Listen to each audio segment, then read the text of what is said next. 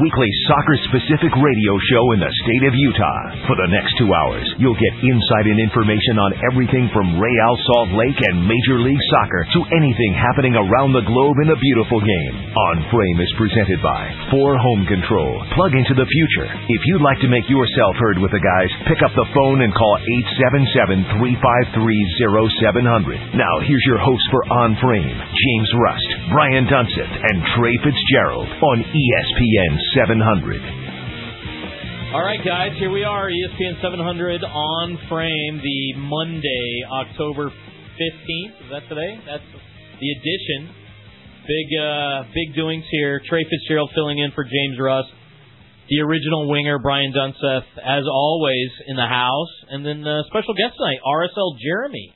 RSL_Jeremy on Twitter from goal.com. So lots to talk about this week, guys. Obviously, we're in the middle of a FIFA date. Big U.S. game in Kansas City Tuesday night. A lot of implications, not only for World Cup qualifying. We've got Sabo and Will with Costa Rica and Canada also on the docket. But only 24 hours after that FIFA date, RSL at Seattle in a critical Western Conference race. So, Dunny, let's start with you. Give us your impressions of the U.S. performance on Friday night. Big clutch win. It was ugly, but it got the 3 points. Yeah, I think you nailed it right. Ugly points on the road, but most important 3 points. And one of the things we were promised when Jurgen Klinsmann took over was we were not only going to get wins, but we were going to get style and substance along with those wins. And I think on that type of surface and that type of weather conditions, it was always going to be difficult against a team that has been highly underrated at home, very athletic team. That being said, with everything that the U.S. has been dealing with in terms of injuries, call-ups being turned down, the fact that you're bringing in players, you're recalling players that have been out in the pasture for a long time, you're giving players their debut. We're seeing what used to be a very stable group of 18 players now kind of in flux and not necessarily seeing a new generation of players coming through in terms of younger players making that next step up. But you're seeing guys that are doing well in Major League Soccer and revitalizing their career and coming back. Guys like Eddie Johnson, who have been gone for a while, now coming back. And then guys like Alan Gordon, who have never really had any sniff at the U.S. men's national team level in any way, shape, or form, come in and play a vital role in that pass to Johnson. So it was a good 3 points on the road. 3 points is 3 points anytime. We're not going to be talking about how ugly it was months from now. But depending on the result on Tuesday night in Kansas City, things could get very, very ugly for U.S. soccer if we do not get 3 points against Guatemala. So, Jeremy, a lot's been written in the recent days about what happens if the U.S. doesn't advance, doesn't get to the Hex, what happens to Klinsmann's future. But 3 points in Kansas City in front of an impressive home crowd will be the 5th straight cycle that the U.S. gets through with 13 points in the semifinal round. So CONCACAF's tough. It seems like it's tougher now, maybe because Klinsmann's under the microscope. What's your thought there? Yeah, I mean, as Dunny said, Klinsmann promised a certain brand of soccer, and we haven't always seen that. It's been a little hit and miss. But the fact is, you go into a place like Antigua, very difficult conditions, kind of a trap game. You're missing a couple of key players, no Donovan for that match, and you walk out of there with 2 points. I don't think it's something you're going to look back on as a player and say, oh yeah, I remember that game, or I want to remember that game. But you're gonna say, you know what, we went in there, we got the job done, we got out of Dodge, and ultimately at the end of the day, that's what matters. And I know there's a certain faction of United States fans that want to see us win beautiful every time and play like Spain or Brazil or what have you. But the fact is, sometimes you just got to go in and gut out a result, and they did that. Clint Dempsey, by all accounts, was not visible the other night. He got one of the lowest ratings. I mean, Goodson and Cameron were at fault on the goal for Antigua and Barbuda, and then almost gave up another one there a few minutes later. But Dunny, what's wrong with Clint Dempsey? At least what was wrong Friday night? Well, I don't know if anything's wrong per se. I think this is still a team that's finding out who they are. I think they're not really sure what their identity is. I think from an individual standpoint, all of these players that are stepping on the field have been very, very good for their individual clubs around the world. But when you come together, you're talking about conflicting styles, contrasting styles. Hercules Gomez playing down at Santos. You got Clint at Tottenham. Eddie and Graham are both playing in MLS. And then you throw Michael Bradley coming back from injury with Roma. Danny Williams was not the same player he was in Columbus against Jamaica. We hadn't really been talking about left back being a trouble spot. Right. But all of a sudden, people are killing Carlos Bocanegra as being a left back. I think people are forgetting that up until 2 years ago in France, he was going up against, in my opinion, some of the most athletic wingers, some of the most dangerous wide players in the world. And that's in Ligue 1 in France, because you're talking about all young African speedsters flying at you. Carlos was dealing with that on a day-to-day basis. Cherundolo's typical, solid Cherundolo. Timmy Howard was your typical Timmy Howard. But Jeff Cameron and Clarence Goodson, I think there's a difference that I think the media has never really latched onto in terms of there's two teams for the U.S. men's national team. There's a CONCACAF U.S. men's national team, and there's a World Cup U.S. men's national team. And some of the players that are good enough to play friendlies and to qualify in the early stages of CONCACAF aren't necessarily going to be the guys that are going to be there during the World Cup. And there's the Gold Cup that gets you into the Confederations Cup and the Gold Cup that doesn't. Yeah, well, and there's a team that, qualifies for Confederations Cup, and then there's a different team that you're going to pick. Yeah. Sure. And so, and I don't think in no way, shape, or form is that disrespectful to any of the players, but right now, you talked about it with no Landon Donovan. It's a different look. You're verbally, not only physically, but you're verbally punishing Josie Altidore in the media. I can't remember the last time. I think the last time I can remember that happening from a U.S. men's national team perspective was Bruce Arena coming out publicly after the first game of the 2006 World Cup and going after Landon and DeMarcus after that bad result. Since then, whether you love Bob Bradley or hate Bob Bradley, he's been very protective of the situation. He certainly never threw anybody under the bus publicly. And for Jurgen to go out the way he did publicly about Josie, and then no Terrence Boyd in the camp, it's surprising. My eyebrows were raised. I was a bit shocked. There's, to me, something else deeper going on than what we're publicly talking about. Josie's not going to come out and say anything because he knows that his international future's on the line if he, goes back and basically takes apart anything that was said about him. But listen, there's some concerns because right now Josie Altidore is the hottest player in terms of forward strikers that we have, and the season he's having in Holland, and you're basically publicly taking him apart. So that, for me, there's some red lights flashing for me around this team that I am concerned about, because at the end of the day, listen, this is the first phase of CONCACAF qualifying. I get it. I understand how hard it is. But we're in one of the easiest places to qualify for the World Cup. Right. You look at South America, Colombia, Paraguay, Argentina, Brazil. I mean, that's just a few. You're not talking about how good Ecuador has been. You're not talking about Venezuela right now that's incredibly difficult to beat. Chile, who can take you apart, in a split second. We have one of the easiest reasons to qualify, and I think that's one of the reasons why everybody's really having an issue with what they're seeing in terms of the product on the field. Because we're winning friendlies at Italy, we're winning friendlies at Mexico. You take Timmy Howard out of the equation, I'm not sure we're winning those friendlies because it's not as if we're dominating any section of those games. We're defending well, and we've got a world-class goalkeeper. So, Jeremy, in my mind, the heightened expectations from the media, from the fan base, those are all good things. Those heightened expectations coming at a time when Jurgen is still very much in a transition period with his player pool, and whether he should still be in that transition period. What are we, a year in, maybe 15 months? Yeah, a little over a year, I'd say. What are your thoughts? What's your take on what's going on in the U.S. camp right now? What's going on with the fan base and the media? And CONCACAF is tough in a lot of ways, but where's the killer instinct to kind of step on a minnow's neck when you can? Well, first of all, I think we got to recognize like 8 metaphors. We got to recognize that the United States has qualified now for 5 World Cups in a row, and this is one of only 5 countries that's managed to do that. That's pretty good company. But that's because it's so easy. Right, and to Brian's point, that's because CONCACAF isn't the strongest region in the world. I think we all understand that.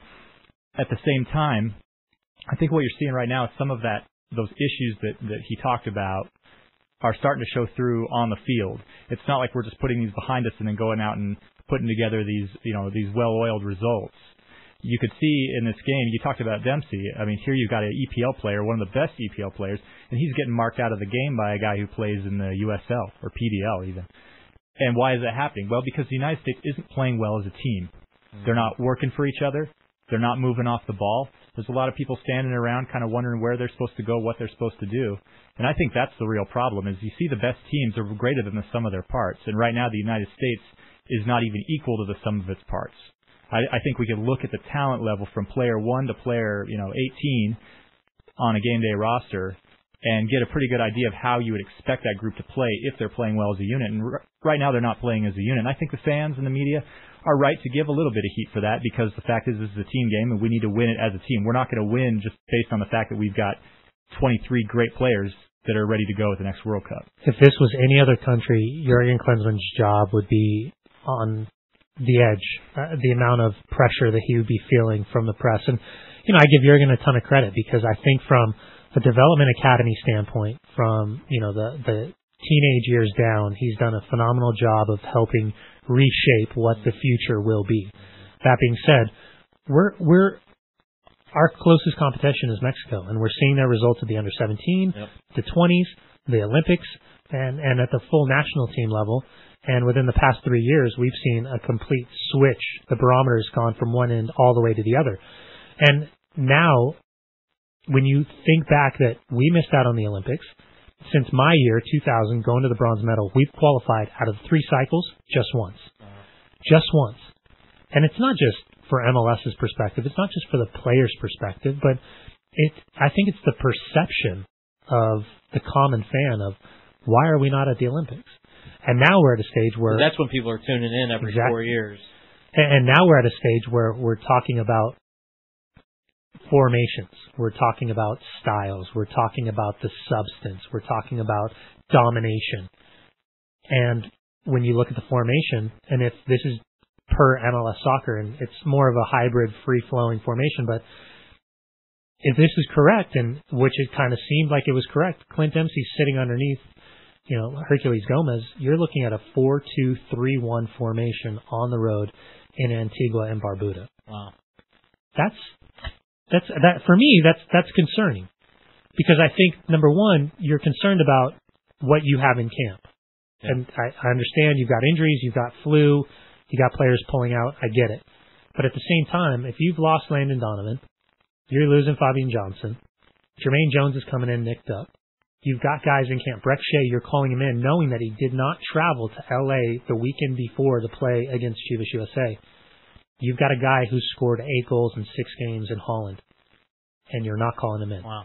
And you're judging him based on the goals, number 1, but his work rate, number 2.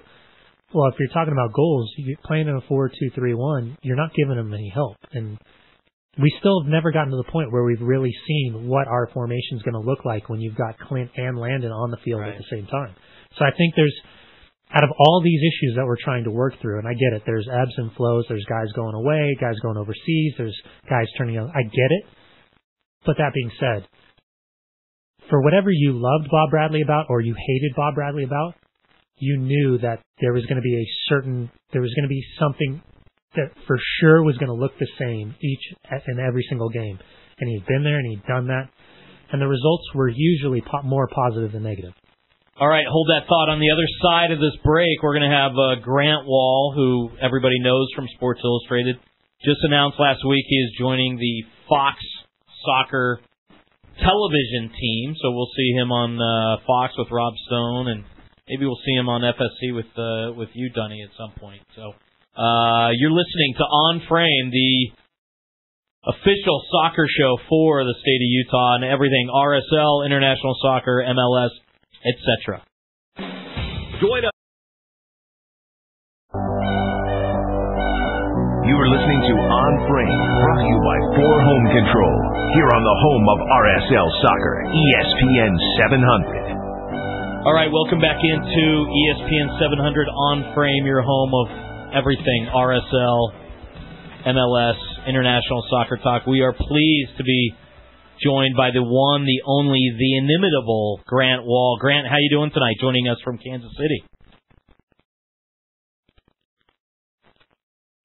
Grant, are you there? I'm here. All right, there we go. Sounds good. So we really appreciate you joining us. Go ahead and kind of set the scene. The world of U.S. soccer, the eyes focused on Livestrong Sporting Park, and obviously the fan base, and to a lesser extent the media, seem like they're being driven crazy by some of Jurgen Klinsmann's decisions or non-decisions. But kind of give us your take on everything going into Tuesday night's match. Well, if you look at this in the very, very big picture, and the sense of getting to World Cup 2014 in Brazil, the U.S. is in pretty good shape heading into this game on Tuesday. A tie would get the U.S. through to the final round next year of qualifying, and the U.S. has gone 21 games and 11 years actually without a World Cup qualifying loss. So, is the U.S. going to get through? Probably so. But there does remain the possibility of disaster, and the fact that tomorrow night the U.S. could be out of World Cup 2014 with a loss and with a certain set of results in Jamaica. There's a 3-goal differential right now between the U.S. and Jamaica. So you don't want to put yourself even being close to that situation if you're the U.S. Short-term stuff, is the U.S. best under Jurgen Klinsmann in his 14 months on the job? And I think right now you could certainly make the argument the U.S. has regressed under Jurgen Klinsmann. The U.S. came within 2 minutes of a tremendously embarrassing tie at Antigua on Friday night. Eddie Johnson gets the goal in the 90th minute. And this is a U.S. team that has not played well during qualifying, even when it has gotten results. So I think if you're Klinsmann and the U.S. players, you want to have a convincing win tomorrow night against Guatemala and come away winning the group with a nice boost heading into the Hex next year. Okay, so Grant, aside from just the straight-up result, what sort of things do you, as a soccer expert, as a member of the media, and as a person who follows the U.S. national team, what sort of things do you want to see, aside from the result, to make yourself feel better about where the United States stands going into the Hex? Well, you want to see chances being created. The U.S. did have possession a lot on Friday night, but really didn't create that many chances. You want to see this team really looking like it's buying into what Klinsmann is trying to do, and that is a little different from what Bob Bradley was doing. That means playing a higher line in the back. It means pressing more up top. It means getting possession, winning the ball more in the opposition half, and taking advantage of those mistakes with the advantage that you then have. We haven't seen a lot of that recently, and it's not like these opponents the U.S. has had in qualifying so far have been world beaters in any sense. Jamaica's a decent team, Guatemala's a decent team, but the U.S. is making them look better than I think they really are. So that's kind of what I would like to see. And as far as just kind of like personnel, I'd like to see if Klinsmann is trying to forge an identity with his team, you'd like to see a little less turnover maybe inside the team. I was surprised Josie Altidore wasn't called in, despite the fact he was co-leading the Dutch league in goals. I think Josie Altidore is important for the future of this U.S. team, and he needs to be in camp for games like this. Doesn't need to be starting, but I thought this was an odd time to send a message. I think it's a little strange that the U.S. is going to have 16 field players for the game tomorrow night. And Klinsmann has decided not to call in any replacements despite 5 guys leaving for injuries or sickness. Grant, you just kind of touched on what I was going to ask you.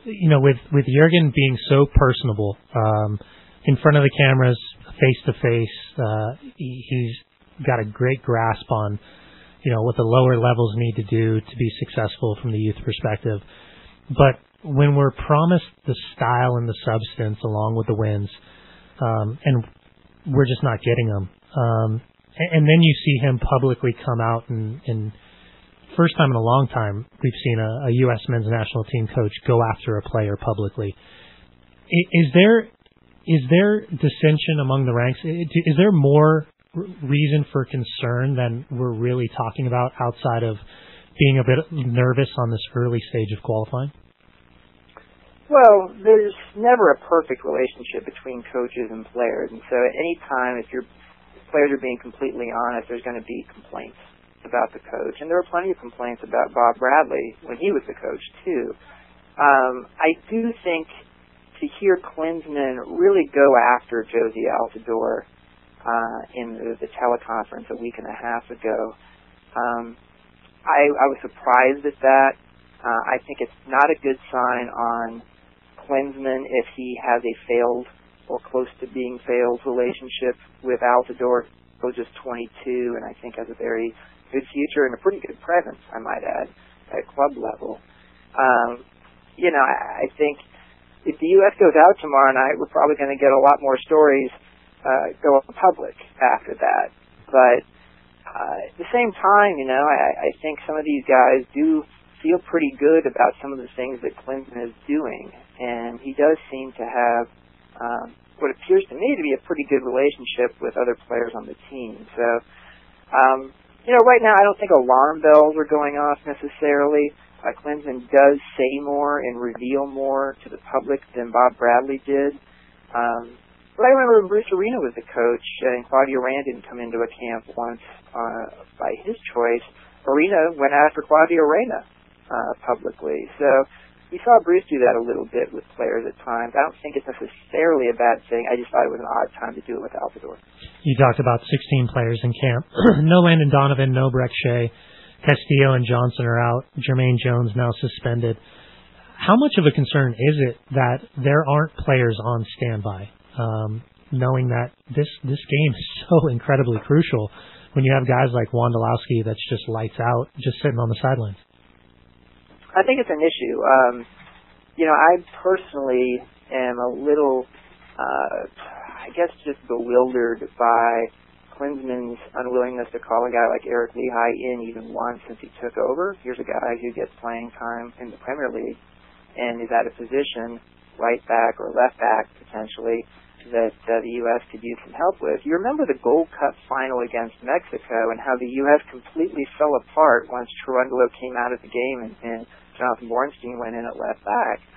Well, the U.S. has a left back problem still, and nobody really is quite sure who's going to play left back tomorrow. It could be Bocanegra again, but he really wasn't impressive on Friday night in Antigua. Gave away the ball that led to the Antigua goal.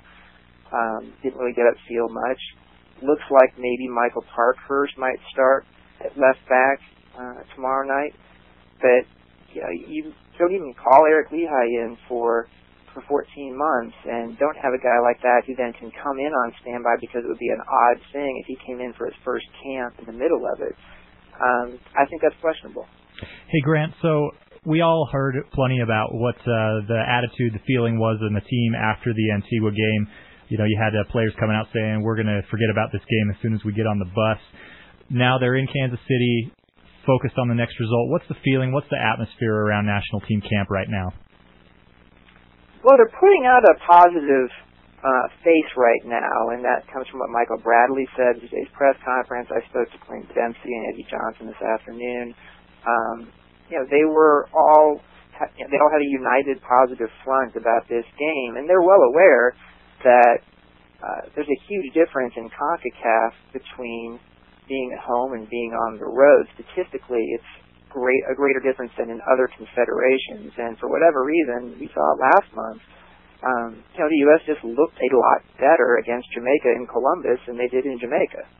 So there's going to be a very positive pro-U.S. atmosphere here in Kansas City tomorrow night. I expect the U.S. will play better than they did against Antigua. It'd be kind of hard not to be honest.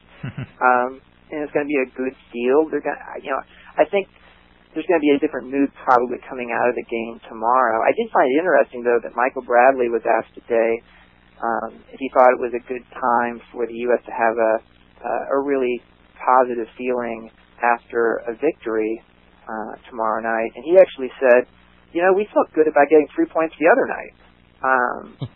A little bit more of a relief, probably, than anything. But they did feel like they got the 3 points. They want to put on a good show tomorrow night and be in a positive frame of mind moving forward. Grant, do you think the heightened expectations of this team and the program and its accomplishments from the fans and the media overall, is that a good thing, the way we're talking about the explosion of long-form soccer journalism and the proliferation of social media in our sport and all those things are good things? Isn't this what we wanted for several cycles? Oh, yeah. It just keeps continuing to grow, and so there is a real, legitimate, growing soccer culture in America, and a lot of it coalesces around the U.S. men's national team during times like this, and obviously extends to MLS too now. But this is what we've wanted for a long time. I sat in a sports bar in downtown Kansas City on Friday night during the Major League Baseball playoffs, and they turned more than half the TVs onto the U.S. soccer game, so we could watch it. So, that didn't used to happen. And even Klinsmann today said, nobody likes criticism, but it's a good thing that fans are unhappy with the way the U.S. is playing. People really care now, and in much greater numbers than there used to be. So he feels that holds people accountable, including him. Speaking of holding people accountable, Sunil Gulati, for a long time, courted Jurgen Klinsmann, and he finally got his man. No one really knows where the numbers are at, but it seemed as if they opened up the vaults to make sure that Jurgen felt comfortable to take this job. With Sunil putting so much power into Jurgen's hands, what's the feeling that you get around U.S. soccer and being around these teams and being in these hotels and coming across all the different people that you see on a weekly basis? Is U.S. soccer feeling the pressure? Is a guy like Sunil feeling the pressure because of the way this team looks right now? Yeah, I think so. I sat down with Sunil in his office at Columbia University last week in New York, and we talked about how he was feeling heading into these games. He pursued Jurgen Klinsmann off and on back to 2006 for this job, and so he has really put a lot of his own reputation on the line with this hire. So, Jurgen Klinsmann is making $2.5 million a year base salary with U.S. Soccer. That's 4 times what Bob Bradley was making. And you have to say, right now, is he earning that? No, he's not at all. Looking at it in the big picture, if the U.S. gets to the World Cup in Brazil and makes a deep run, will that $2.5 million a year be worth it? Probably so.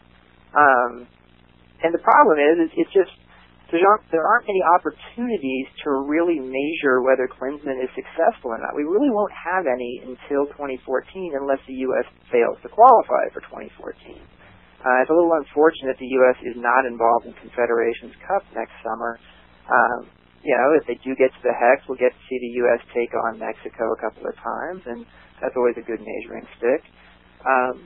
But I do think there's a sense right now that under Klinsmann, this whole tenure of his, and he was brought on most definitely as a change agent in U.S. soccer to take U.S. soccer to the next level, there's still a sense that this could be a very successful thing in Brazil in 2 years, or it could be a spectacular failure as soon as tomorrow night. Grant, real quick, before we let you go, can we go big picture for a minute? A lot has been written recently about how the rise of quality in Major League Soccer has actually helped many of these CONCACAF teams that the U.S. is facing in these tenuous situations. What's your assessment of that? Obviously, here in Salt Lake, we see it up close with Will Johnson in Canada and Alvaro Saborio with Costa Rica. Yeah, and honestly, I think the rising tide lifts all boats here. I think it's very good for the U.S. National team that other countries in CONCACAF are getting better. That's the best way for you to get better, is to play against better competition. And MLS certainly has been a huge part of of all of that, and obviously not just for the U.S. I think in some occasions there's fewer MLS players on the U.S. team than there are on other countries' teams in CONCACAF. So personally, I would love to see Canada get through to the Hex. I would love to see. It looks like Costa Rica is going to get through. Jamaica as well is a team I would kind of like to see get through. They have a kind of a tough situation tomorrow night in that they need to win and hope for some help from the U.S. actually. But, I think MLS is playing a big role in all of that and has become the league that a lot of the top players of CONCACAF go to. Hey, so Grant, we've kind of all seen, I'm assuming with a certain amount of jealousy, the success that Mexico's been having on several levels lately. What do you think has changed in their program, in their system, and what can the United States do to kind of emulate what Mexico has done to get up to that, what I kind of see as the next level for the national team? Well, Mexico has just been very smart in the way it's developed its young players. At one point, they had instituted a rule requiring young players from Mexico to get a certain number of minutes for their Mexican League teams, which was interesting. It's now been scrapped, but it certainly did help in development for what admittedly is a very good generation of Mexican players, and that has to do with this a little bit. But also the Mexican national team has just sunk a tremendous amount of money into youth development. Part of that has gone into taking Mexican youth national teams to tournaments all over the world where they get exposed to different styles being played. They get exposed to pressure situations. They learn, I think, maybe how to deal in the world of soccer better than Mexican teams 20 years ago, which were very insular and domestic based. I remember, talking with Mexican development people back in the early 2000s, and they pointed out that there were more U.S. players in Europe than there were Mexican players at the time. And there may be a few more U.S. players at this point, but not many more. And these young Mexican teams have had success. They've learned how to win as well. Whether it's the U17 World Championship, they've won 2 of those now, or whether it's after U23 Olympics winning the gold medal. Hey Grant, real quick before we let you go, are you going to hop on that plane with Eddie Johnson, Kyle Beckerman, Nick Raimondo tomorrow night? I'd love to see you in Seattle. Also, I'd like to see if there's another seat that might be available, or maybe something in the luggage area. Well, maybe we'll see you down the road in the playoffs. We'd love to have you on the show again and talk a little more MLS and RSL. But it's been great to get your perspective on everything U.S. and Klinsmann and the Hex. Thanks, guys. Good to catch up. Thanks, Grant. All right, Grant. Well, guys, let's take another quick break here on ESPN 700 On Frame. On the other side, we'll examine some of Grant's comments. We'll talk a little bit more about that transition for some of the RSL guys to go from Kansas City tomorrow night to Seattle, along with a little bit of an unexpected guest along for the ride. All right.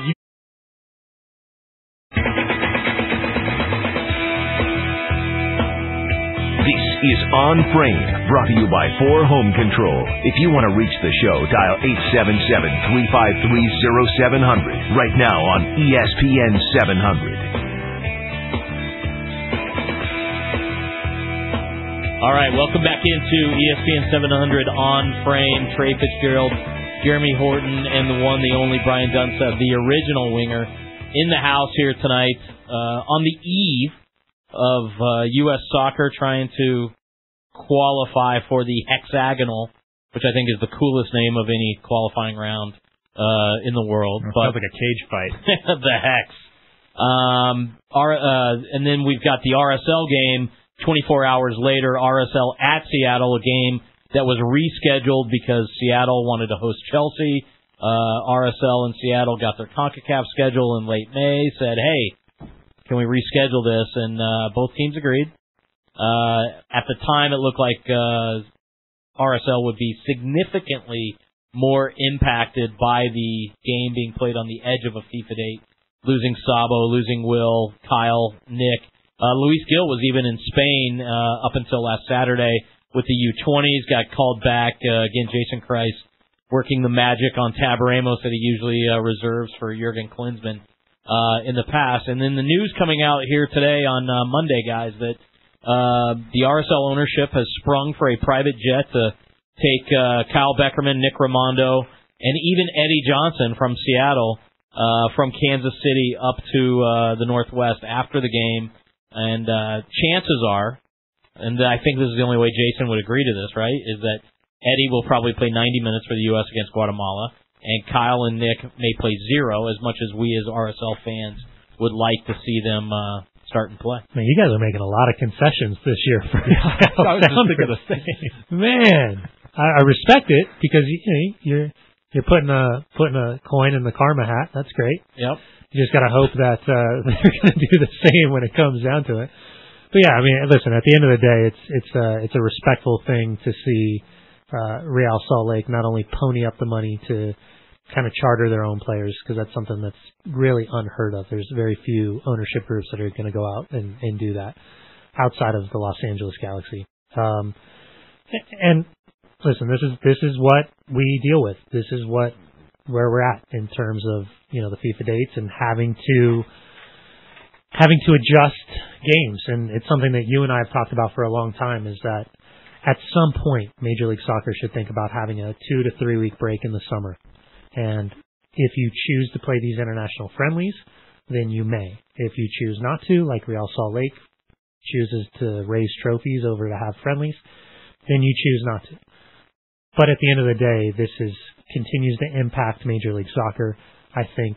Well, next year's going to be even worse, right? You're dealing with the heck. So there may not be as many FIFA windows and Gold Cup, so there will be, and they're going to be of greater import. It's just at one of these days we just have to use some common sense and just recognize that these international friendlies, having the Chelseas, the AC Milans, the Real Madrids, the Barcelonas, they're very important in terms of brand awareness for soccer in general, for the common fan. Well, they're important in terms of money too.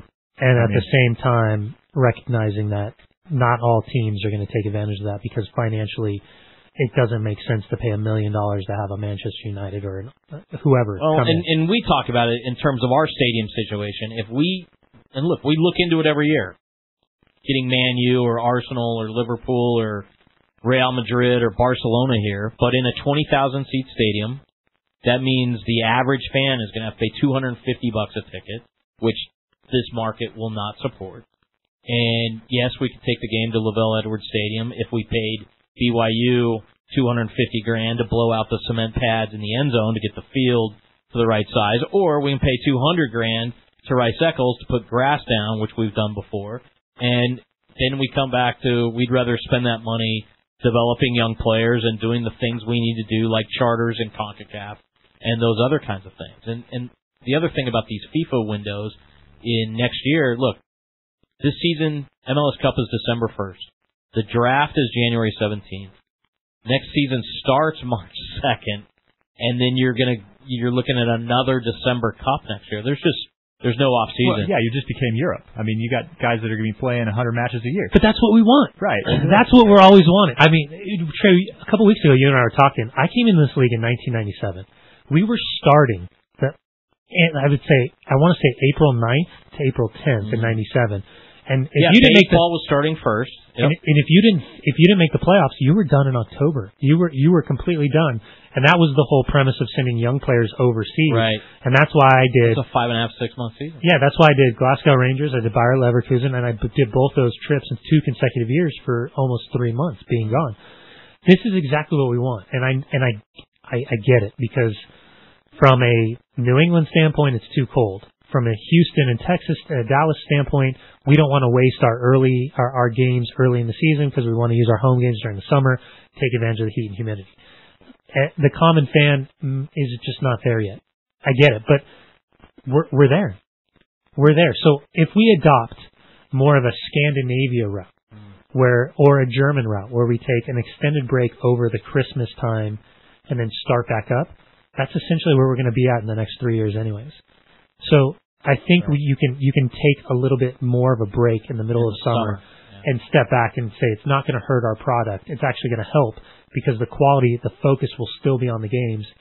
Because I can tell you as a player, if you're looking at an East Coast to a West Coast or vice versa in August, and you're going to go out there and you're playing in 100 degrees and humidity, you're going to say, okay, it's only 3 points. We'll make it up somewhere else. And if you're going to do that, I think at some point MLS is going to have to step up and help teams out from a salary perspective. I mean, Johnny, correct me if I'm wrong, but the fact is, if you're playing, more and more matches, you're going to need more and more depth. And right now, MLS isn't the type of league where you're bringing a Robin Van Persie off the bench or a Chicharito. That cap is not going to change appreciably under the current collective bargaining agreement. So, I mean, at some point, though, what do you do about that? Well, and what's the salary cap right now? Like 2.81. It should be $5 million. I agree. I think every GM and coach would agree. It should be $5 million. And the quality of player that you can get in that salary range.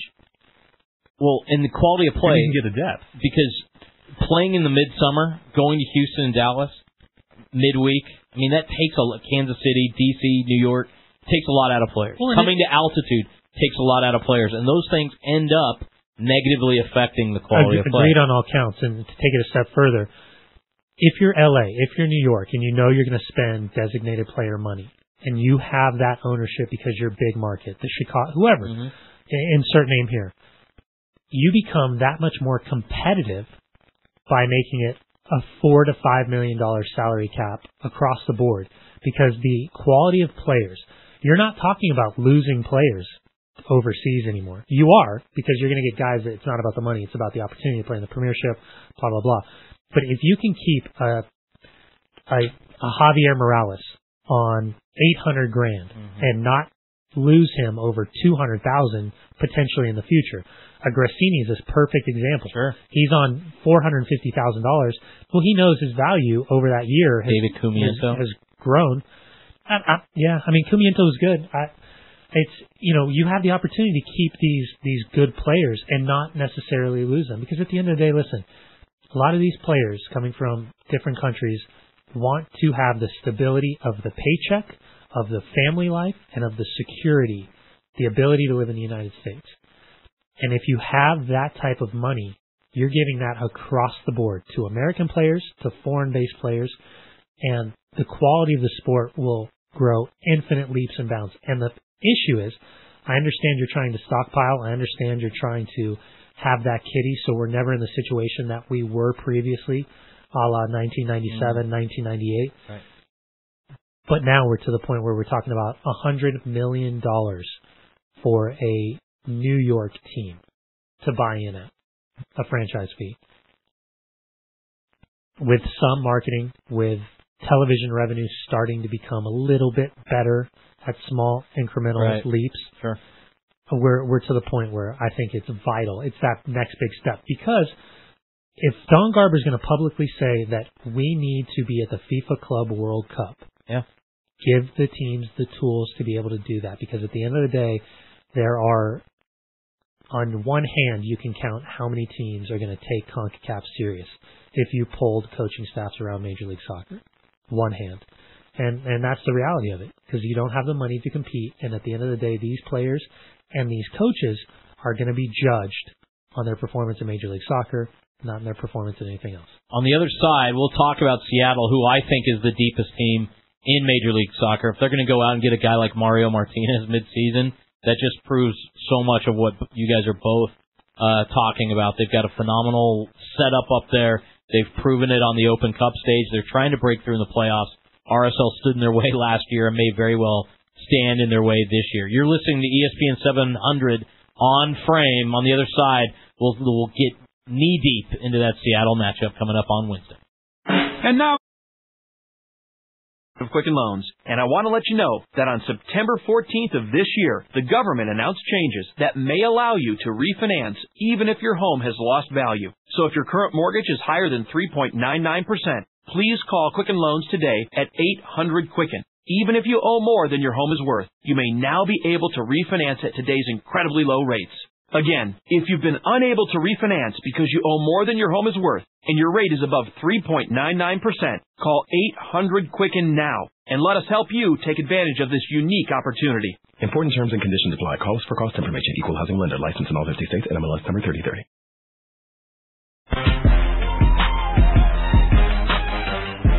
You're listening to On Frame, brought to you by 4 Home Control, here on the home of RSL Soccer, ESPN 700. All right, welcome back in, ESPN 700 On Frame, RSL at Seattle on Wednesday. Trey Fitz-Gerald, Jeremy Horton, Brian Dunseth, here with you on the tape-delayed basis after baseball here on Monday, October 15th. We spent the first part of the show getting really into the Jurgen Klinsmann U.S. soccer situation. Let's bring it home a little bit. And like we talked about briefly, guys, Kyle Beckerman, Nick Raimondo, and then Seattle Sounders forward Eddie Johnson hopping on a plane commandeered by Dave Checketts and Deloy Hansen to get those guys up to the Pacific Northwest in order to play Wednesday in Seattle. Talk a little bit about, that kind of cooperation probably doesn't happen in another league or maybe even another sport, Jeremy. Yeah, you're right, it doesn't. And, one thing I love about Real Salt Lake, I've always respected about this team ever since the beginning is, and especially in the Jason Kreis era, is that they've always tried to do right on the field and off the field. They've tried to do right by the players.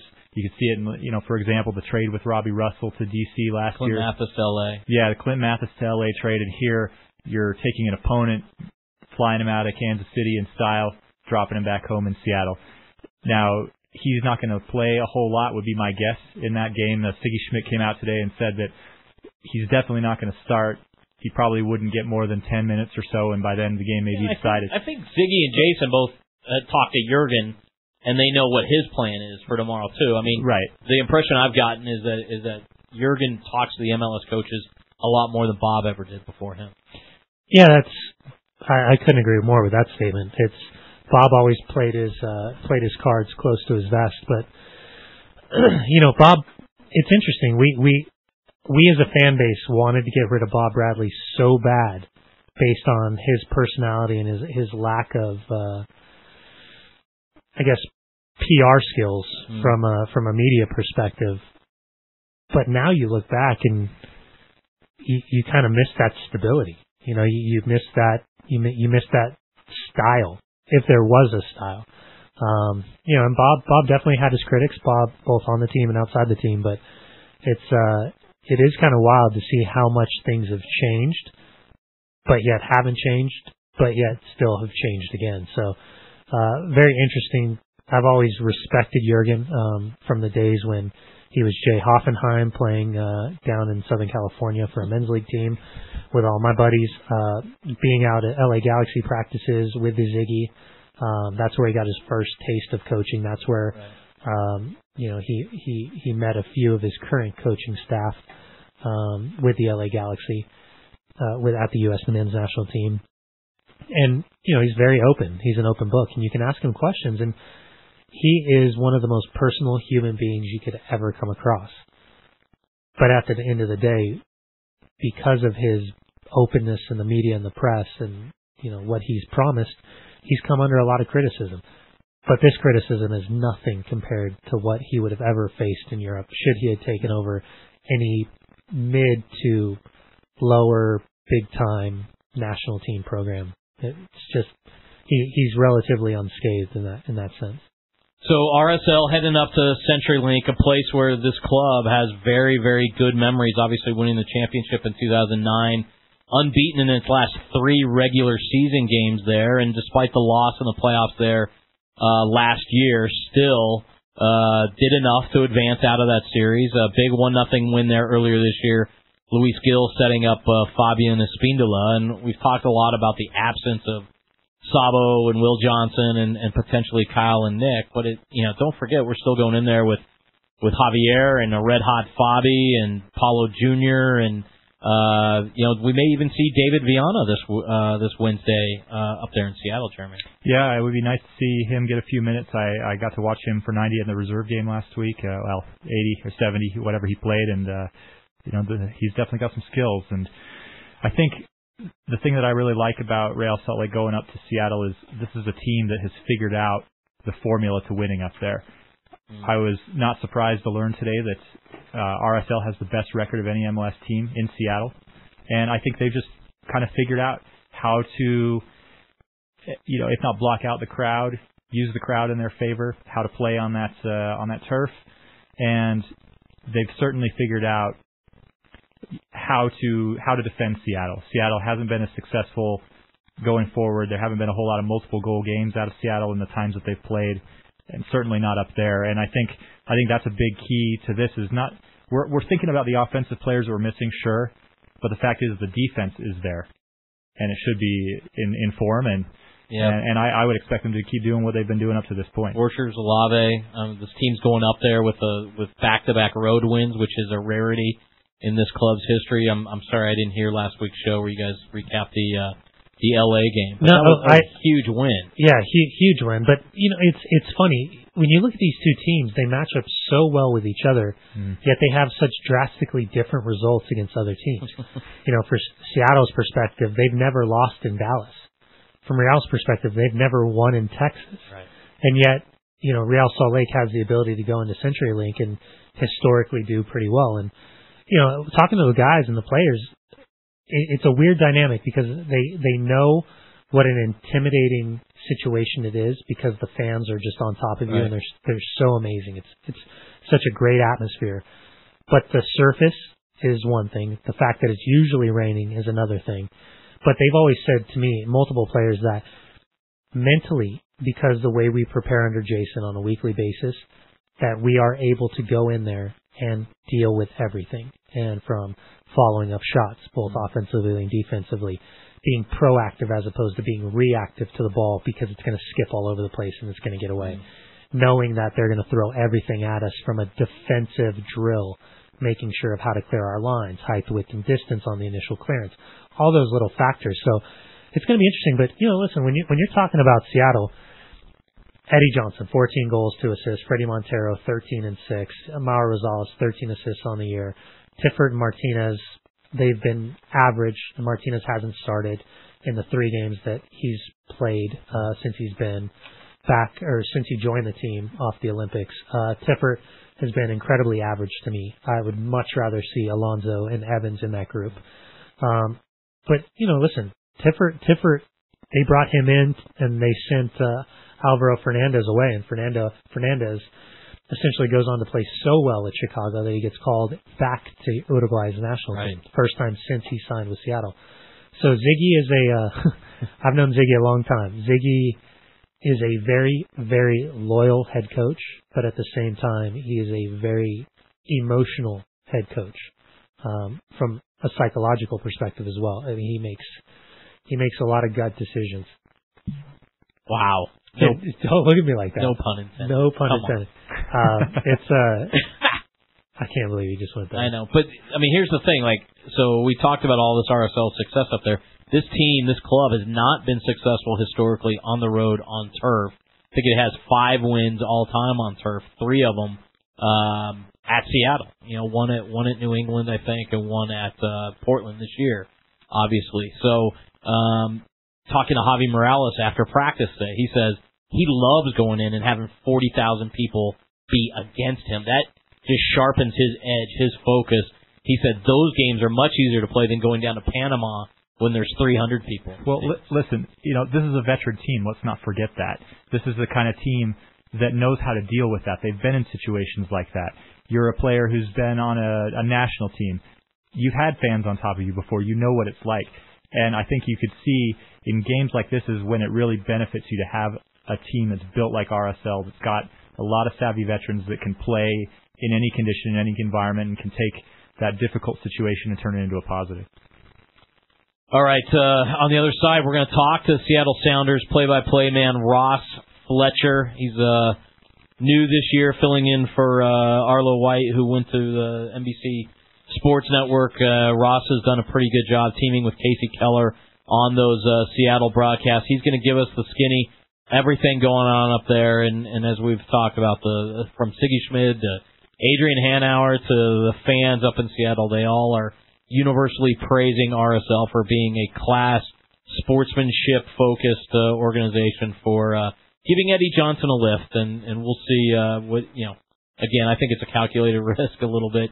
Eddie is going to play a lot, and it is the right thing to do, as Jason and Garth have said on and on. So You're listening to ESPN 700 On Frame. We're talking RSL at Seattle, critical Western Conference six-pointer. On the other side, Seattle Sounders play-by-play man Ross Fletcher. Fresh, healthy.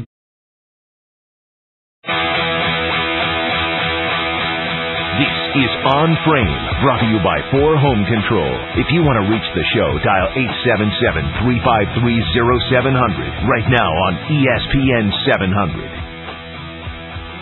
All right, welcome back into ESPN 700 On Frame. Trey Fitz-Gerald, Jeremy Horton, Brian Dunseth, the original winger, talking RSL at Seattle. We'll be joined here momentarily by Seattle Sounders play-by-play man Ross Fletcher. And Ross, give us the thought of what's going on up in Seattle. Big match Wednesday night against RSL, and these two teams have put together quite the budding rivalry here in Major League Soccer. Yeah, guys, incredible rivalry that I think I picked up very soon into my first season. This is my first season with the Sounders, and just these 2 games already in the MLS season in 2012 have been terrific rivalry games. As you well know, Seattle don't lose too many at home, but when it comes to RSL, it seems like there is a bump in the road there that they haven't quite been able to get over, and I think there is a feeling within the Sounders camp that they need to get it done against RSL. Then, of course, you throw in last season's playoff games, the defeat at RSL, the victory for the Sounders, but not enough back at CenturyLink Field. And there's history. There is history. And I think this could be the first of maybe another couple of games to come this season, because to me this is quite possibly the warm-up, shall we say, the hors d'oeuvre before the main course of the playoffs, which aren't too far away. Yeah, we agree with you there, Ross, I think. Hey, you know, there was a little news coming out today about Real Salt Lake's ownership stepping up to fly Nick Raimondo, Kyle Beckerman back to make it up to Seattle in time for that game, and then bringing Eddie Johnson along. What's the feeling up in Seattle about that gesture by Real Salt Lake to bring that player back? It's gone down terribly. No, guys, I mean, this has just been seen as a really, really positive thing for MLS as a whole. Seattle very appreciative of that gesture, and I think that probably just helps the respect between the teams and the rivalry as well, that maybe RSL are thinking, well, we don't necessarily need a weakened Seattle team to beat you anyway, but from Seattle's point of view, I think it's the honourable thing, and Seattle would have done the reverse. I'm pretty sure of that. It's a tremendous organisation that, again, in my first season I've come to realise, but it just makes for a better spectacle, doesn't it? And you look at these matchups, Seattle RSL, and they are one of the tastier rivalry games in Major League Soccer. And if you are going to be on a national platform, it's on national TV this week, you want to be able to play the best players, even if it might only be 45 minutes for those guys coming back if they play for national team. You still want to see them out there, and you want to make sure you've got as compelling a product on that field as you possibly can. And so I think props to the RSL guys, and definitely respect and appreciation from the Seattle team. Ross, it's Dunny. I already know how you guys can make it up to us. Next time Adrian and Casey decide to go on another snowboarding trip, just swing on past Salt Lake City, swoop me up, and I'll go with you, and we'll call it even right there. Hey, there you go. I'm not even on that plane yet for that myself. If I haven't got there, there's not all I can do there. But no, those boys know how to get it done. So I will bear you in mind. I don't know how high you and I are on the list, but we can get it done at some point. Maybe if we get a playoff win, we'll feel more generous, and they feel more generous towards you, eh? Sounds good. Well, talking about a player that's never lost any confidence whatsoever, Eddie Johnson. 14 goals, 2 assists on the season. His partnership with Freddie Montero. It sputtered at first, but I think they earned each other's respect on the field with their style of play. 13 and 6 for Montero. For Eddie to be recalled into the national team is one thing, but to get 2 goals, including the game winner, while playing out of position is another thing. It's been some ups and downs off the field for Eddie, just getting acclimated to life underneath a high-profile spotlight like Seattle in terms of the fans and the media. But is this the type of game that Eddie needed just to propel himself back to the level he was at before he left for Europe the first time?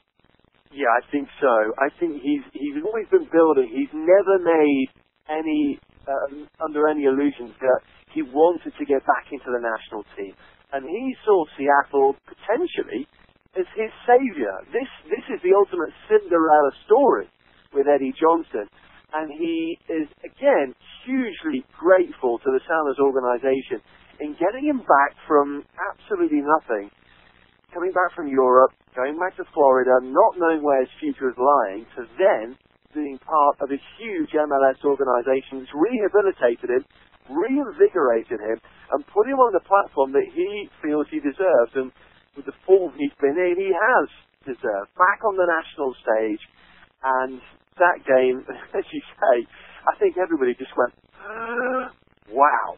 He has really done it. He's really capped the season for himself. Okay, there's still more to come with MLS playoffs and whatever else might come.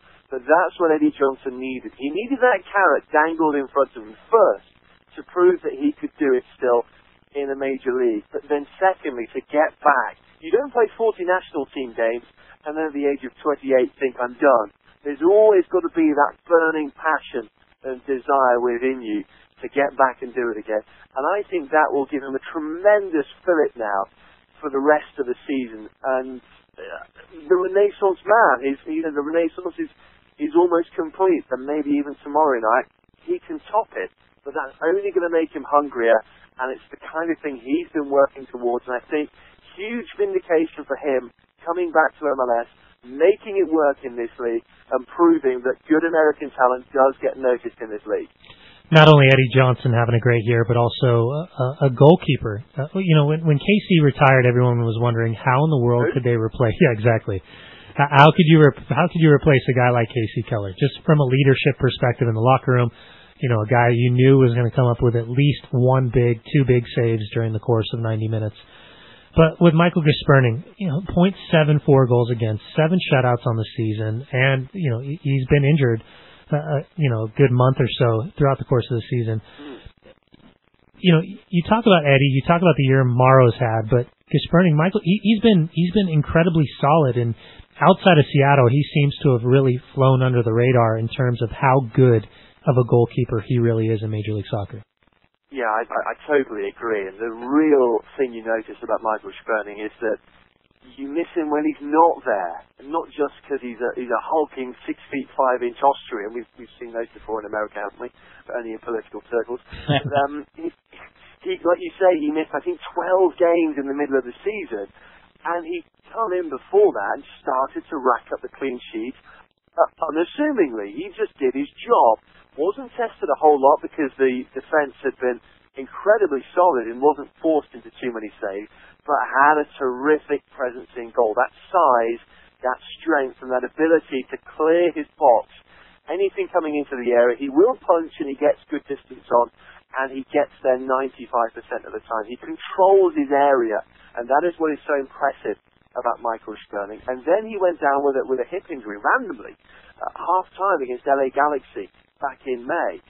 And then in came Brian Meredith for the Sounders and had a terrific couple of matches, the youngster, 22, 23 years of age. And then Andrew Webber came in for a couple of games when Meredith's form slightly dipped. And then you started to notice that Seattle weren't getting as many clean sheets. And it was no coincidence that it was because Michael Gisperning was out of the goal. Now, Meredith, a very promising keeper, Andrew Webber as well, did well when he was in there. But, as you say, with Casey Keller gone, there was a big leadership void there, and it needed somebody with a big voice and a big presence, and Michael Gisperning is exactly that. Not only in size, but in voice. He's a very confident character. He's a very funny character as well, actually, particularly for an Austrian. He can crack a joke, but he's also in control, not only of his box, but of the rest of the team. He has their respect. And he came back into the side after that hip injury layoff, and again, Seattle started to collect those impressive defensive performances. And so important for them that he stays healthy towards the end of the season. And I think the greatest tribute that you can probably pay to him is that not many people now talk about Casey Keller in goal and missing Casey Keller in goal. He was obviously a superb presence for the Sounders, now my colleague in the booth, for our Sounders play-by-play games on TV, but it's not been heard that, well, Casey Keller would have said that, because Michael Sperling has done a very, very good job coming in. And credit to the Sounders front office for going out and scouting him from Greece, picking somebody they thought that could stand up to the test, not only physically, but mentally. You know, Ross, I think everyone would agree, and certainly the three of us here would agree, that Seattle is top to bottom, one of the top teams in MLS, one of the top few, and it has been for quite a few years now. That said, the success in the playoffs hasn't been there, yet to win a series in the playoffs, yet to get out of the first round. What do you think is the barrier there from your perspective, and what's it going to take to break it down this year? It's a really good question. One of the first things I did coming into Seattle was to watch on DVD both of those RSL games back in the playoffs last season and try and just work out what difference there was between the teams. And I think one of those situations that Seattle need to maybe improve on is that big one-off situation. You look at San Jose this season as well. Seattle have lost both games at home to San Jose, who've been a big, strong, physical side. RSL have that physicality with Borchers and Alave. They have that steel with Beckham in central midfield.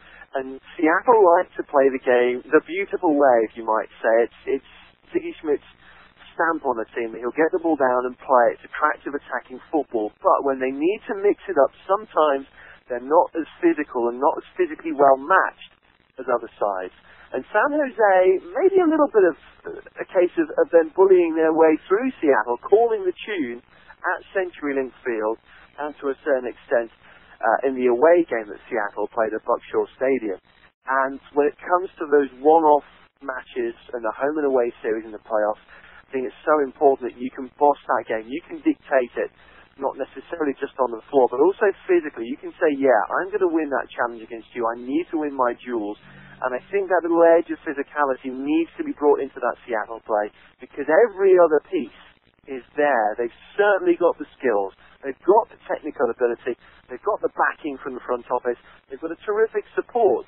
And they certainly know how to win games throughout the majority of the regular season. But I just think when it comes to it, they just need to get in there with that little physical edge and mix it up a bit. Maybe they're a bit nice now and again.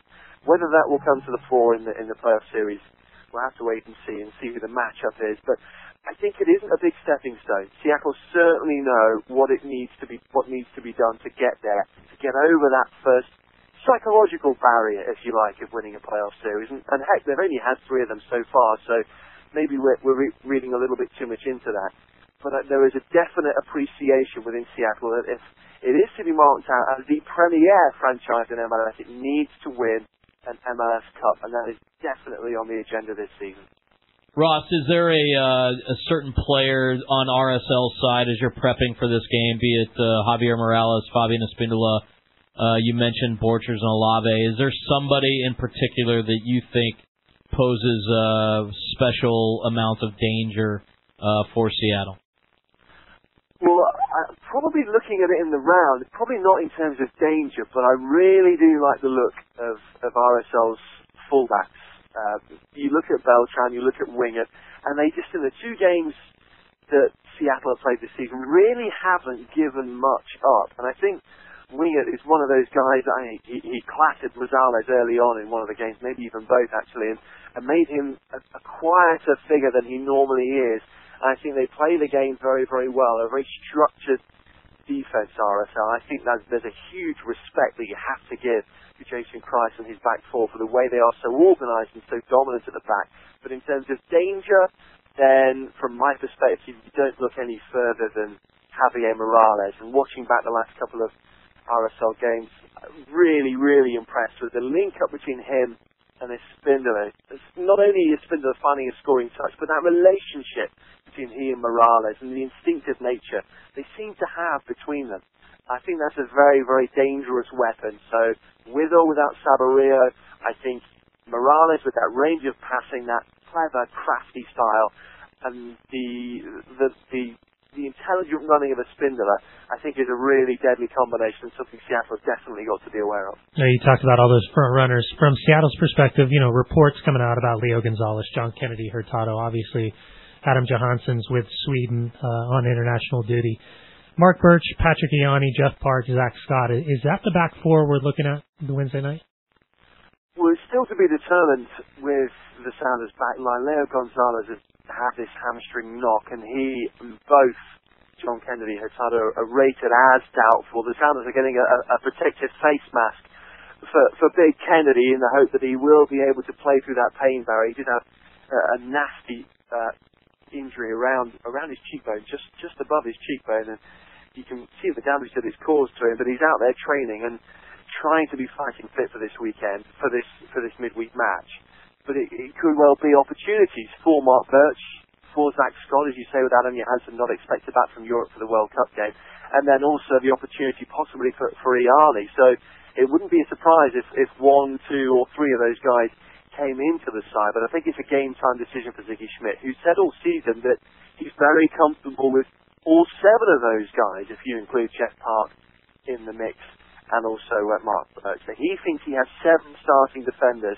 Leo Gonzalez has been a terrific presence for Seattle at left back in the past 6-7 games or so. Had lost his place to Mark Birch, who came in with that sweet left foot and really shored up the fullback position for himself. But Gonzalez, his one-on-one defending has been very, very strong and telling in the past 6 or 7 games. So if he wasn't to make it, that would be a loss for Seattle. But there is a feeling that you really don't lose in the whole much, no matter who you put in on that back line. And they haven't had to resort to anything other than that this season, apart from 1 or 2 occasions when Brad Evans has played at right back, given his versatility. But there's a certain confidence that no matter who is injured, there is somebody there that will take their place, and they will do a damn good job.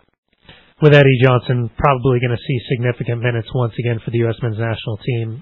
If you were looking at Seattle, would you say Ochoa or Estrada up top with Freddie Montero? Well, David Estrada is definitely an option. I just wonder what Ziggy Schmidt was thinking with minutes played in recent months. Estrada's only just really come back from an ankle, or a foot injury rather. He broke one of the metatarsals, the famous metatarsals in his foot, and he's had some minutes back on the field. But Sammy Ochoa has had many more minutes recently. He started against San Jose a couple of weeks ago and did a very good job, despite it being a defeat, setting up Steve Zakawani for his first goal since injury. And every time Sammy Ochoa has been called on since David Estrada has been out with injury, he's scored a goal, almost a goal a game in US Open Cup and CONCACAF Champions League matches. So he's got in there with a scoring pedigree this season. He's certainly a much fitter presence than he has been for a while, and he looks sharp, and he settles into a good little routine with Freddie Montero. So there's definitely a decent option there in Sammy Ochoa. Maybe he's edging it as the favourite right now, but Ziggy Schmidt is a master at managing to rotate his squad, use the best option. He does like to look at specific matchups, and maybe he'll think in the opposite way that David Estrada can use his speed to get in behind those big, hulking central defenders and cause a few problems. So it's not cut and dry by any chalk, and I've been trying to second-guess Ziggy all season, and I think I've got it wrong pretty much every time. My word carries so much weight. All right, Ross, well, we really appreciate you joining us here on ESPN 700 on Frame tonight. We look forward to seeing you and hearing you on Wednesday night up there in Seattle, and maybe again during the playoffs. Absolutely, guys. We're on NBC Sports Network on Wednesday, so tune in if you're not there, and let's make it a good, clean fight, hey? Thanks, Ross. Thanks, Ross.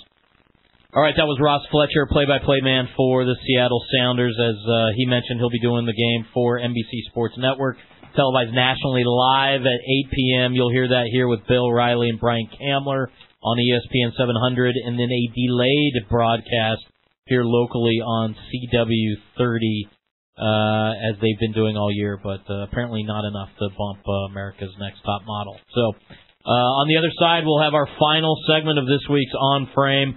We'll get Dunny's keys to the game. We'll hear what's on Jeremy's mind in terms of what concerns him as RSL goes from that kind of 5-6 day rhythm from Seattle to a must-win game against Herediano, a potentially meaningless game against Vancouver, and then the MLS Western Conference playoff race, which may not be decided till Sunday night, October 28th, after LA and Seattle play each other on ESPN. You're listening to ESPN 700 on Frame. Listen up, Ute fans.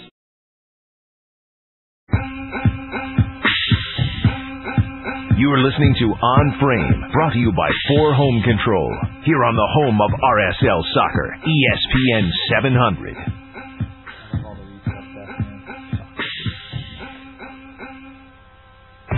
All right, welcome back in. ESPN 700 On Frame, RSL at Seattle this Wednesday, 8 o'clock Mountain, live on NBC Sports Network nationally, RSL's 4th national TV appearance of the season. Then next Tuesday, home game against Herediano from Costa Rica in front of a sold-out Rio Tinto Stadium. Not quite there yet. There's a few tickets left, but the game is pacing very well.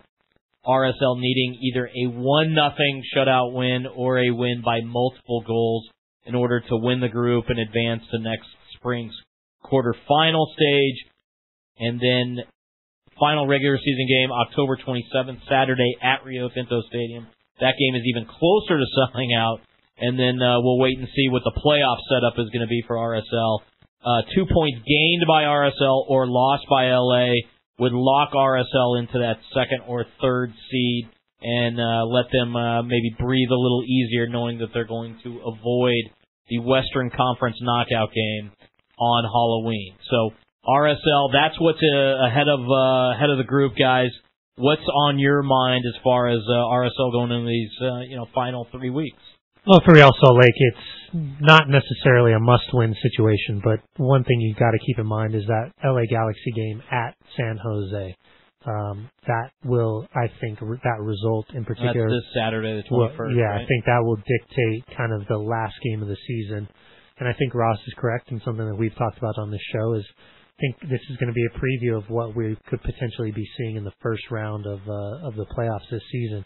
For RSL, from a confidence perspective, from an egotistical perspective, this is a big game for them because depending on the result, either positive or negative, it's something that's going to sit in the back of your mind when you play this team again a couple weeks from now. So, from Jason's perspective, I think it's good news that neither Nick nor Kyle are looking to play significant minutes against Guatemala tomorrow night. And you've got Luis coming back, and you're looking at potentially a pretty healthy team with the exception of no Will Johnson, which you beat LA Galaxy without Will Johnson, and no Sabo. And good news, Fabiano Spindola is absolutely on fire in the last 2 weeks with 2 goals and 3 assists. Yeah, Jeremy asked this question earlier with regards to facing Seattle. Would Jason prefer to have that home game first, which is bode very well historically for RSL against Chivas, against Columbus, against Seattle, or if you're the higher seed, the better seed, you get the home game second. I think Jason has said he kind of likes having that Rio Tinto advantage, and then you go on the road knowing what you're going to do. But at the same time, when we've come back home against Monterrey or in the Western Conference final in 2008, hosting New York, we haven't been able to get the job done in front of our home fans. Yeah, it's true. But one thing that's important in this particular matchup is to understand that the 2 seed is probably going to be the team that wins this game on Wednesday night.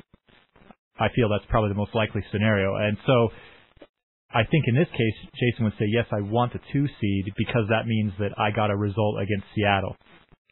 There's a couple things that I think RSL has going for it right now that are really positive. I think number one, this is one of the hottest teams in MLS, so we can feel pretty excited about that. I think the fans can sense that this is a team that's starting to peak at the right time. Right. And we all know from 2009 how very important that is, and even watching some of the other teams that have come through and won MLS Cup. Being a hot team is important, so I think they need to keep that going. Number two, though, I think another thing that's very important for the stretch run is that RSL is sharing the wealth in terms of the offensive production. There are, in the last 5 games, RSL have had 5 different goal scorers. And I think that's really important. You've got a hot hand in Sabarillo. You've got another hot hand in the Spindola. But the fact is, right now, there are a number of players on RSL who can hurt you. That makes you very difficult to defend. And it puts other teams on edge a little bit because they don't know where it's coming from. They don't know who can sneak in and nick a possible game-winning goal. Could it be a Morales? Could it be a Will Johnson? Being able to have that many players with the in-form, scoring, having confidence, bodes well for a good playoff run. Well, in the last couple of years, RSL has always been known as one of the more dangerous teams on set pieces. Both corner kicks and free kicks. And that's something that they need to continue to be. Not only from Javi's perspective, on free kicks, it's also off corners and making yourself dangerous. And, you look at statistically the last couple of years, both Thomason and Nat have both ended in that 3 goals per season range. And, if Schuler pops up with one, I think it's just important for, defensively on set pieces to get up into the attack and make yourself a viable option. And those are little things. It's right now it's about tightening the screws. Defensively, limit the amount of fouls around the top of the 18-yard box. Limit the amount of unnecessary corner kicks that you're giving up. In the midfield, try to minimize the amount of simple possession that you're turning over. Try to maximize that simple possession. And then just work on your form, work on your rhythm, finding those little things that you're so good at. And that's what this team is great at. And so we'll see. I think it's an interesting test. It's an interesting test for depth, but with no Sabo, once again the questions are going to be where are the goals going to come from, and I think it's a good question to have right now. Yeah, I mean, looking back at that goal that Fabi and Luis combined on back on May 12th in the 1-0 win at Seattle, I mean that was all. I think Sabo may have dropped it back to Luis. He pops it over the top, and Fabi, just as usual, great individual play, cutting back and creating space for himself, pulling the trigger. Was there anything you guys saw in the game at LA? Obviously, LA was just on fire the first 20 minutes, but was there anything that gives cause for concern going into this kind of home stretch? Well, I would say the thing that's giving me cause for concern, and it's kind of given me cause for concern all year, is that RSL keeps having the tendency to surrender the first goal and forcing you to play from behind, to chase the game a little bit. Now, we've seen that they're pretty good and pretty professional about getting out of that situation. But the fact is, in the playoffs where you've got some tight games, being economical with your effort is important. And so I think you'll see that if RSL can get out in ahead and force other teams to chase them, that's going to bode well for a deeper run because they'll be able to keep players fresher, keep players healthier, and so forth. So I would like to see them tighten up and not concede the first goal. In fact, that's what I'm really looking for in this Seattle match. Sonny, any overarching concerns, or you feel like it's all just coming together at the right time? And it's going to be a brutal gauntlet, whether it's L.A., Seattle, San Jose. San Jose, very impressive, 8-0 against L.A., Seattle, and RSL. L.A.'s got the chance to prevent the clean sweep for the Quakes this Saturday, like you were talking about. Yeah, see, I for me, watching that game and being on the sideline for NBC for that LA game is you could sense, the emotion going back and forth. You could sense the rhythm and the dominance throughout the course of every 10 minutes. It would sway back and forth. It was like two boxers just jabbing each other, going back and forth at each other. And listen, there were some great chances for LA. You've got Juninho smacking the crossbar. You've got a great world-class goal by Robbie Keane. But you also had a couple breakdowns across the back line that are some serious causes of concern over the course of a broad spectrum of 90 minutes, whether that's the start of the season or that's the end of the season. The good news is that you got the 3 points. And that tells me that this team defensively knows how to weather the storm. And it's the same group of characters. It's the same cast. Johnny Steele, I didn't think brought a lot of things offensively to the table. Didn't bring a lot of things defensively to the table. But he didn't really put a foot wrong. I mean, he was pretty solid in terms of the amount of time he was on the field. And that says a lot for an attacking player because this is the third player that Jason Kreis has turned into a two-way player. It was Andy Williams. It was Nate Grabavoy. Sure. Now it's Johnny Steele. Arturo Alvarez didn't work with him. He didn't turn. He chose not to. So I think it's those are good things to see. And from a depth perspective, I think it's you're seeing who's stepping up. And now the big question mark is for Jason: do I risk a Hamson Olave and his knee, which he has historically rested him for these trips to Seattle? And do you give Schuler an opportunity to play alongside Borchers? I think that's the big question mark. I think Johnny Steele steps in on the left. I think Luis stays on the right. And then the biggest question right now is who's going to start alongside Fabian, because the complexion of the team is completely different without Sabo. is that point striker is huge because that allows Fabi to run free. So if you play Justin Braun, can he be that point striker? I think he can, but he's got to stay. He can't move. We haven't seen Sabo not on the field for a long time, and now we're going to see it in back-to-back games. It'll be interesting. I think he's got a couple good options. If you look at this last reserve match, Braun and Bonfigli both showed really well. Braun with 3 assists out of a big forward.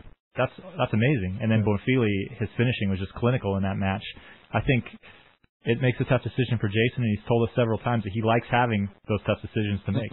Well, and it's good because, we finally talked about, this is something that we've talked about since Braun was acquired from Montreal, is now it gives you the opportunity to go big at the end of matches.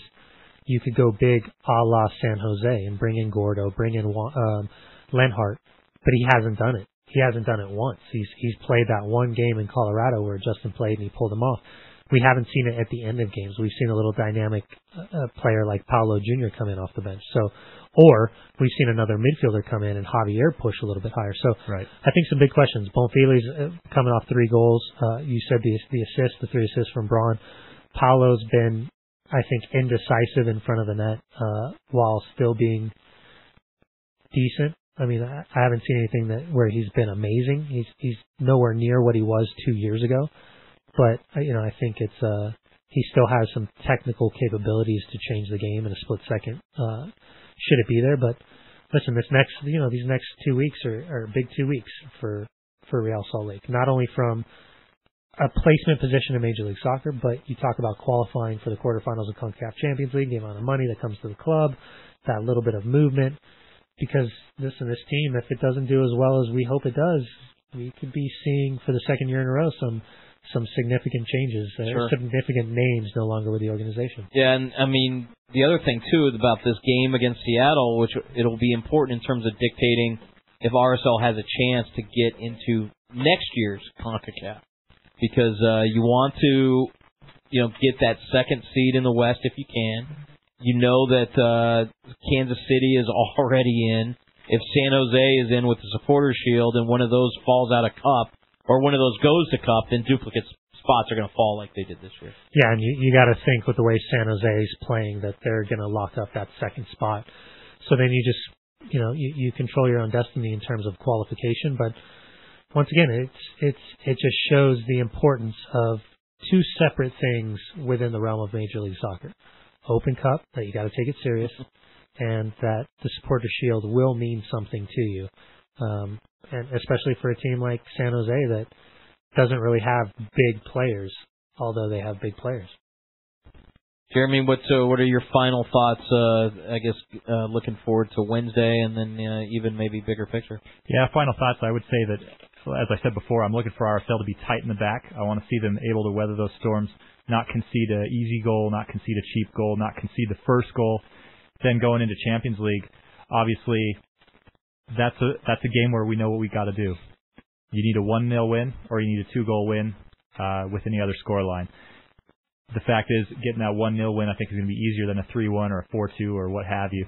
So, again, being tight in the back, I think this is going to be a very big week for the defense. I think they need to step up, establish themselves as the defense that we know that they can be, and that's just going to be a great lead-in to go to the playoff because we all know defense wins championships. Does RSL have more success against Seattle because it's 2 teams that like to play and they can kind of relax and ping it around, and you're not beating each other up like you do against San Jose. You're not sitting and waiting for a 2 or 3 pass counter like you do against LA. Well, I think it's, in terms of midfield matchups, the best matchup in Major League Soccer.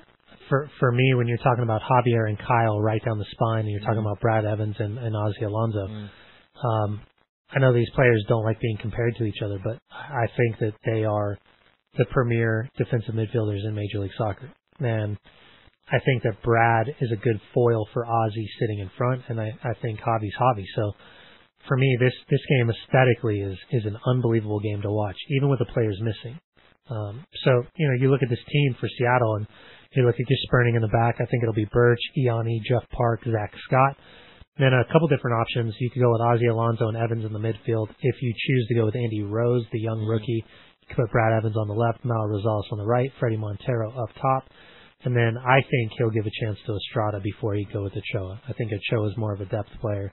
Estrada was on fire before he broke his foot. And I think you could ride him like Seabiscuit, get him through 45 minutes, and then you could bring Eddie off the bench should you choose to. Because a guy like Eddie, with the recovery time, even though it's not a lot, you can get through 45 minutes physically as a forward because it's not about work rate, it's about decision making. Well, Seattle has that extra game in hand, so an RSL win or even a draw would be a very, very good result headed down the stretch. Good show, guys. We'll catch up again next Monday. We'll review the Seattle game. We'll look forward to Herediano, must-win CONCACAF match for RSL. Thank you to Jeremy Horton from Goal.com. Thank you to Brian Dunseth, the original winger. I'm Trey Fitz-Gerald signing off for ESPN 700 On Frame. Fresh, healthy